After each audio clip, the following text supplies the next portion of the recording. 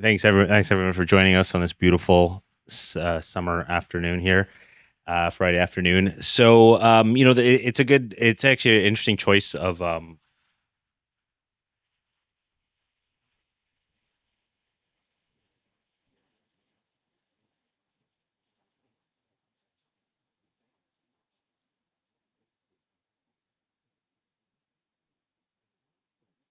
test. Now it's working. Okay. Now it works. Okay. Well, maybe I don't know what was wrong there. Okay. Well, we'll continue from here. So in my deep dive, into agents, I'll give you all sort of like a preview, into this Hobbit's journey there and back again, right? So I sort of explored this agent iceberg, right? And I'll sort of show you like a map or a roadmap to what that iceberg looks like, the deep dive into agents. So here's kind of what it looks like, right? At the surface level, when you sort of dive right in, right? You see all this, hype and excitement about, AI and agents, and the surface level, you might say like, computer smart, right? And then as you dive deeper, right, you might realize that actually, right, these LLM based agents, they're not AGI, right? You'll see me talk and refer to AGI a few times, right? That's like science fiction AI. That's like Skynet, right? Terminator, these things, right? Like strong AI, right? So LLMs, I guess is what I'm saying here in my journey is it's not that, right? And it's not on the path to that. And then, I guess, at the bottom, once you sort of, explore the whole space, you kind of realize, boy, even despite these things, even though it's like, maybe overhyped, right? It's not everything that, it's sold to be. There actually is substance and something of value there. So it's a little preview as to our roadmap, right? So I mentioned, DFAI is, decentralized finance and AI. I think people are familiar with DeFi by now, so I won't spend any time really on DeFi. The assumption is, that people know what this is. And actually, by the way, a bunch of my images and figures here in the talk are created by AI. Like this one, that map I had AI do, and the AI also did this word cloud, which I don't think it did a great job at this one, but it doesn't matter. Everyone knows about what DeFi is, right? So let's talk a little about agents, and when I'm talking about LLM agents, here's some of the, I guess, things I've noted, right, through my whatever deep dive, let's call it, right. There's a lot of hype around AI and LLM based agents. You can see this from, I guess, this you could say this bubbles forming, right, in the stock market with like increasingly high valuations in these AI companies, right. And then you sort of do see at least anecdotal evidence, right? Like, I mean, the space is changing so fast, right? I mean, if you wait for like, peer-reviewed academic research, you're going to be like so far behind the ball. It's just unreal. So I do a lot of my research actually through like, Twitter anecdotes and actually talking to people, right? Primary sources, right? Learning this stuff. So I guess what I'm saying here is that, to beyond just hype, right? I mean, I think there is evidence that there is, interesting things coming out of these models, right? Evidence that it's able to do like new mathematics, new scientific discoveries, right? Have been made. I would even say in the medical field, right? I mean, I think that there's a lot of anecdotal evidence, and I think there's actually this is from a study done. A lot of the time, these LLM based agents are better. The human clinician down there is sort of at the bottom, not to like knock doctors or whatever, but I think that the AI is certainly showing, and LLMs are showing that it's one area where it can be competitive with humans for sure, right? The top AI performance, top right, human performance, bottom left. So I think the bottom line here is I think there is some value there, right? Beyond the hype. I mean, speaking of hype men, right? Sam Altman, the founder of OpenAI, he said this is a joke after, right? But there's famous Reddit post where he said, "Yeah, we've actually solved AI. We've got like Skynet in the basement. We're just waiting to ship it." That never really kind of happened, right? And it's actually sort of, I think as time wears on, researchers and scientists are starting to realize this is a research paper by Apple, right? Like the Apple computer, right? And they're sort of saying that there's essentially limitations, right, to like the cognitive abilities, to like how intelligent these models are, right? So it's not AGI, right? It's not strong AI. And moreover, again, as time goes on, research is coming out, and researchers are starting to realize like, hey, these LLMs aren't even on the path to strong AI, right? It's like, like I said, there's some value there, but it's not strong AI. Another thing that's going on that I think is really interesting lately is you might have heard of this phrase, AI psychosis, right? When you ask ChatGPT what AI psychosis is, it sort of talks about like the AI perspective of like an AI behaving strangely, right? But what I'm reading about AI psychosis is actually human beings through interacting probably quite a bit with these models. They kind of like lose touch with reality, right? I'm not saying, well, probably a bad thing, right? That's happening to folks, right? I actually had AI create this poster in the style of like Reefer Madness from the 1950s, right? AI psychosis. It's the scourge of our times, right? But there's something real there, and you see that the people using these AIs and agents is only increasing, right? And I think at the when you kind of go get to the core of it, right, and thinking back to like very early AI and computer research, like going back to like the 1960s and 70s, you start realizing that even very simple text-based chat systems, right, have people convinced that have people like fascinated with them, right, and pulled right into them. And I think that really plays to like these AIs are very good at hitting people, human beings, right, right in the this is actually a picture of a painting of Narcissus, right, like going after people's narcissism, right. I think that's where this pull for people to like use these UIs, use these use these LMs as UIs, right. You might have noticed like the latest version of some of these models are very like sycophantic, and they sort of like like kiss your butt, right? They go, oh, that's an amazing idea, right? Yeah, like sausages for tires, that's a great idea, and if you think about it, I think the reason that came around is that like you can imagine these AI companies doing A/B testing, right? That's like putting option A in front of users, option B in front of users, right? And you can see that like users seem to have liked the version where it was like, oh yeah, that's great, like we're best friends, like whatever, right? And they keep sort of choosing that one. That's how I guess products get designed by committee, right? In sort of a weird sort of like perverse incentives kind of way, right? So, but anyway, the point I'm trying to make here though, right, is that I think that one of the strengths of LLMs and sort of LLM based agents and models is that the UI, the user experience is very compelling, right? It's like chatting with like a friend, of whatever, like your personal assistant, whatnot, right? Another big strength, and why you'll see a lot of the architectures, implementations that you do see, right, are with AI and the rise of vibe coding, right, using these agents, using these frameworks and APIs, kind of like will let a developer, entrepreneur, whoever, right, get a prototype to market in front of people like very quickly, right? So this quote's actually from a CEO saying that you can replace a team of 50 to 100 with 10 people, right? Suggesting that you can get a lot more efficiency there, right? And then I think the other thing I've sort of realized, right, and we'll spend quite a bit of time on this topic coming up, right, is that LLM based agents do have quite a few trade-offs and limitations. So what are some of those limitations, right? I think some of the most common ones, or maybe the ones that maybe are like the hardest to address and are going to be common to a lot of these agents, right, is that LLMs use what is called in AI and machine learning as offline learning, right, which means that they don't really learn on the fly, right? It is sort of like pre-trained in OpenAI's or Google's, like whatever data centers, right, and then they're deployed, and whatever they learned right back then in the training phase is all they'll ever know, right?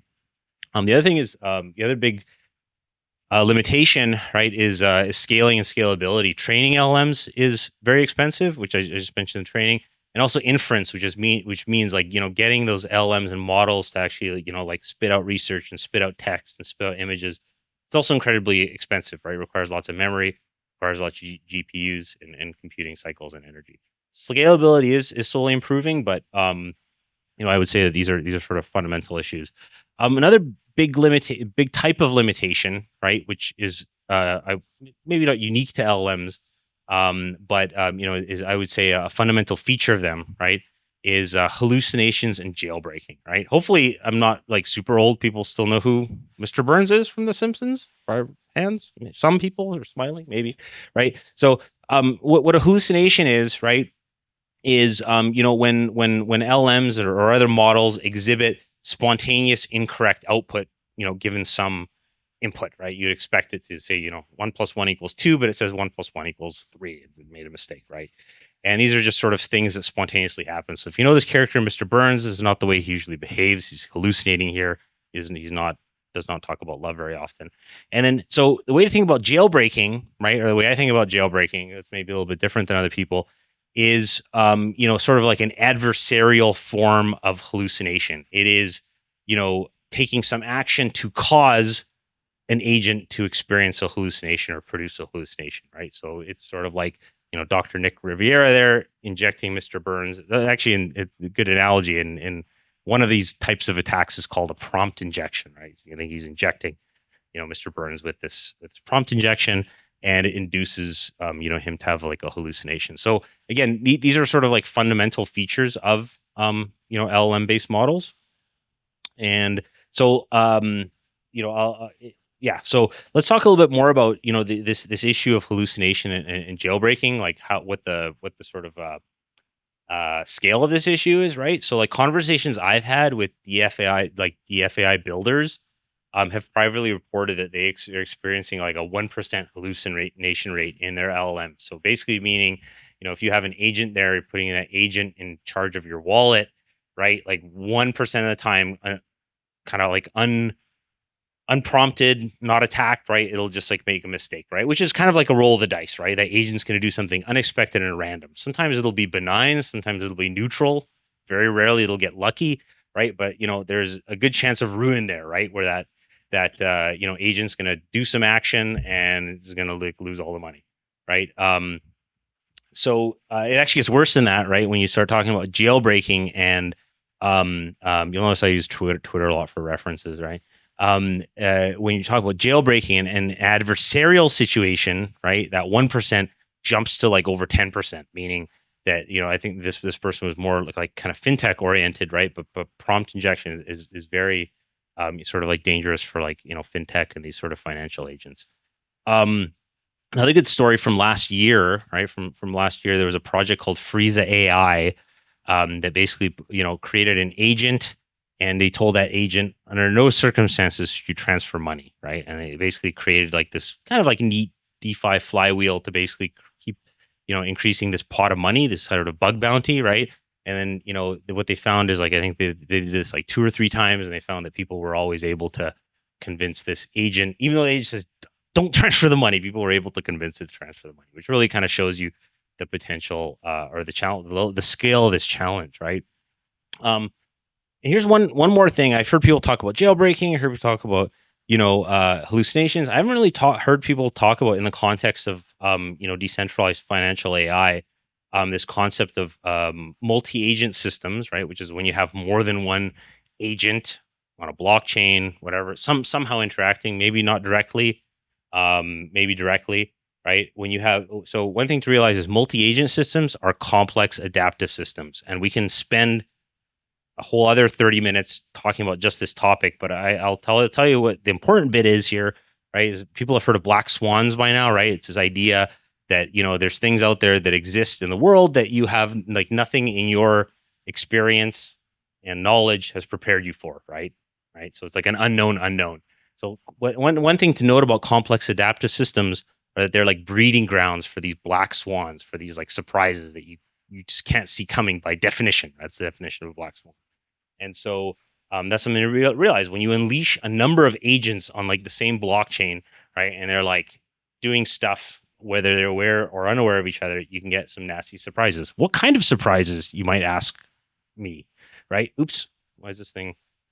It's haunted. Okay, so back in 2011, this is even before Ethereum, right? Back before DeFi, whatever. There was a pair of bots, algorithmic pricing bots that let loose on Amazon's bookstore. And in the series of days, they bid each other up to $7 million for a used book. And there was nothing really special about this used book, right?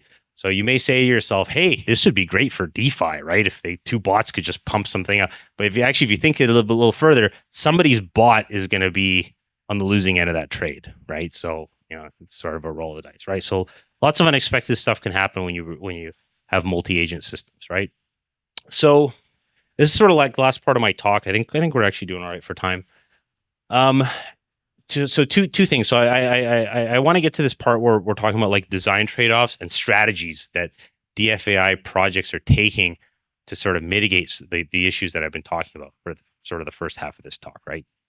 So in the context of LLM agents and DFAI, there's this concept of safety, right? Which is prevention of human or economic loss due to incorrect actions of an autonomous AI, right? That makes sense, right? Like an example would be if we were talking about autonomous vehicles, right? Keep the Tesla from colliding with anything, right? That makes sense. And then autonomy is this concept of, the degree to how much freedom, an artificial agent has essentially to sort of like, do whatever it's supposed to do, right? So it's the degree to which an agent can take action without oversight or intervention, right? And the AI agent purists will come after me and say, well, wait, you're sort of glossing over like this concept of agency, right? Which I kind of am. I'm kind of lumping agency in with autonomy. We can have a conversation about that offline, but it's nuanced. I would say for the purpose of this talk, they're closely related. Okay. So you kind of have these trade-offs, right? I'll explain this chart a little bit. So you have this trade-off that LLM-based agents and therefore DFAI-based agents kind of have to make, right? It's a trade-off between safety and autonomy, right? Like the more autonomy you give your agents, it's kind of an obvious statement in retrospect, right? The more freedom it has to make mistakes and like lose you money and do all kinds of ridiculous stuff, right? So the more autonomy you give it, the less safe it is, and sort of vice versa. The more safe you make an AI system, the sort of less it can do, right? The less autonomy it has, which maybe, like I said, kind of obvious in retrospect. And then coming back to like that whole scaling conversation earlier, right? We talked about, inference and training and all this stuff being very computationally expensive. In the scaling dimension, pretty much like no matter where you go here, you're going to be kind of wrecked, right? In terms of scale. Right. You sort of see this with like, all kinds of bots, hitting compute limits and being offline and so forth. So given these trade-offs I just mentioned, right? Like, so what is the design space of, that projects are taking and they're looking at, right? There's sort of like YOLO mode, right? Which is kind of like, giving your agent like God mode. This is from the classic video game Doom when you have God mode, right? It's basically saying that, whatever agent you want to do, you can do whatever you want, right? And you saw with those examples from like Frieza AI, for example, right? Like most of the time, given enough time, that agent's going to lose you all your money, right? So I was actually looking for an example of a contemporary project that's taking this approach. And there were a few in the past that were just sort of saying like, yeah, we'll just whatever. We'll see what happens. It's an experiment, right? They're not really, I think people have kind of backed off of that, right? For the reasons I said earlier, is once people start tinkering and experimenting with these things, they realize, hey, you know what? If we give this LLM just like carte blanche, no controls, no whatever, no safety, it'll just like, given enough time or given even a short time, it'll like lose all your money. So there's really no examples of this sort of mode, I would say, in practice today. Then there's sort of another, I would say, like, design choice that projects are making, right? Architectural choice, let's call it whatever, which is to restrict the choices your agent can make, right? Which is to say, in the example of Giza protocol, which is, on base right now, is sort of like a yield optimization protocol using AI agents, right? I think you can think of it maybe like Yearn, but like agent driven, sort of, right? And what they do is their approach is like the team screens all of the possible yield opportunities, all of the possible vaults, and basically just says, okay, Giza agent, you can only choose from these like whatever 5 or 10 things off this menu, right? Which, I don't know if that makes you in the audience feel satisfied, right? That this is like an autonomous agent, if it's just sort of like picking from a menu. Not sure. I think that there's still some value there, kind of like I said at the top of my talk, right? I'm kind of critical of a lot of this stuff, but I mean, I think the value here is, even while you're sleeping, right? In theory, this Giza agent is rebalancing your yield portfolio to like maximize your yield. Right? I think there's still some value there, but Certainly, they make a choice to like limit the autonomy, right? Or perhaps the agency, right, of the Giza agent in order to keep it safe, right? That's the decision they've made. And then another one. This is sort of a mouthful. I won't spend a ton of time here. This is sort of like, I would say, like the classical in our space, right, and like the crypto space, sort of like loop, right, of how to loop in an LLM, with like a decision loop, and in order for it to take action, right. I mean, the key here, the key point I want to make here is actually over on the right, is there's like a human curator in the loop, right? Whether it's like a human or like some sort of like bot or some kind of switch or some kind of logic that the developers have inserted to keep the agent from doing unexpected bad things, right? And so there's always like this either human or some other mechanism or whatever that's always sitting there and just saying like, is this okay, right? Should I press the go button, or should I like stop this agent from blowing up or whatever, right? So that's sort of the key feature here. One of the first DeFAI projects that's still around is sort of the original, right? It's Hey On by the famous developer Daniele Siesta there. And it sort of takes this approach, right, where it's like sort of like a robo advisor and a command line interface. It'll say like, hey, did you ever think of doing this DeFi activity, right? And then it's really up to you, the human, right, whether to like push that button or not, right? So they've sort of made this trade-off, which again, because putting a human in the loop or some other mechanism in the loop, it really cuts down on the autonomy. And I sort of call this like the circuit breaker model. And another sort of approach that I think could be taken, and I've seen a few frameworks being developed for this, but like I haven't, let me know if you're aware of one, right? Where there's like a DeFAI protocol where there's a number of agents, right? Usually all under control of the protocol. They're just meant to be sort of like like different perspectives or different sensors or different whatever, right? And then they can all make, all these agents can make independent decisions, and then there's sort of like a vote aggregation mechanism, right? And you sort of say, okay, if there's a number of different styles of aggregation you can take here, right? You can say, if all of the agents agree, we will do this. That's the most sort of safe perspective. If the majority of agents agree, we will do this thing, right? Like, so that's another type of it's a little bit analogous to like a multi-sig, if you think about it, right? You can have like different weights to different agents and so forth. I'll take questions at the end, if you don't mind. And then so based on how this vote aggregation goes, there's some action can be taken or not, right? Some things to realize. Actually, Elon Musk actually recently came out on Twitter, sort of like pointing out that there's some potential challenges about this sort of style of approach. He was really referring to like signal fusion, or sorry, sensor fusion. I think the analogy is there. And then I think one thing to realize here, right, is if you add enough of these independent agents, you're always going to have some that disagree, right? In which case, like, well, what do you do with that, right? So I haven't seen any protocols using this yet. There's a few frameworks out there. Again, correct me if I'm wrong. There could very well be. I just have not encountered them yet. There's new protocols coming out all the time. But this is a valuable approach, I would say. The only the biggest downside of this is, again, these agents are already computationally intensive, right? So for every agent you add, right, you're adding, potentially another LLM API call costs, like, whatever that looks like, right? And then I think the last one I'll talk about is one that I've seen out there from a protocol called Prism FHE that I've done like a little bit of work with in the past. And I'll sort of I call it a layered approach, right? There's a lot going on here, but I'll just summarize it down, right? It's a layered approach in the sense that there's a interface layer where humans and other agents interact with it, and that's LLM. Oops, didn't mean to hit the screen.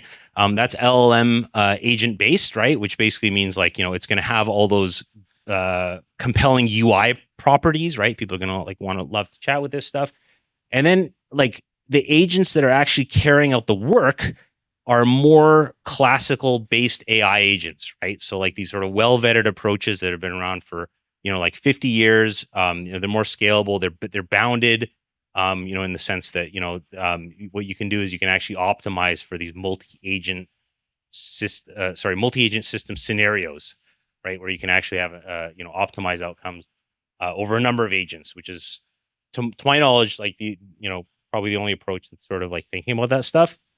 And what Prism's doing with it is it's actually an off-chain protocol that's used to resolve coordination problems like auctions, negotiations, things of this nature, to basically automate markets which previously weren't possible to automate. So that's sort of what they're doing. I'm just like a little bit of a summary table in terms of these sort of approaches, right? YOLO is sort of, obviously we've sort of talked about this, just a little bit of summary if you want to just consider it. Yeah, I guess we'll see. We'll see how voting does. Like, I guess the main point here is like, no, people are just starting to think about multi-agent systems, safety and optimization, right? Like, if you can imagine going back to Giza protocol, if you had, I'm almost out of time. If you had like, imagine you had two yield-seeking agents on base, right? Independent agents, right? And they're acting independently. So one is like, okay, let's stake in this vault, right? And the other agent's like, oh yeah, APR, there's good. Let's also stake in that vault. So they both stake in the vault, right? And the next block, they realize, oh, actually, wait, this yield sucks because like there's too many agents in the vault. And then they both decide to like unstake on the next block, right? So you're just going to see this like square wave, and then that's just a silly example, but this is exactly the sort of thing that can happen going back to that Amazon pricing example, right? So yeah, just a way of summary. Technology we are early. I love saying that. It's one of my favorite phrases. Agent LLM technology has shown promise beyond initial hype, especially in terms of decentralized financial AI. There's definitely trade-offs when designing those systems. I would say avoid layering on complexity in multi-agent systems, which are already unpredictable. We talked about the whole black swan thing, and yeah, some of these latest architectures, including voting and I would say like layering of agents, can sort of improve stuff.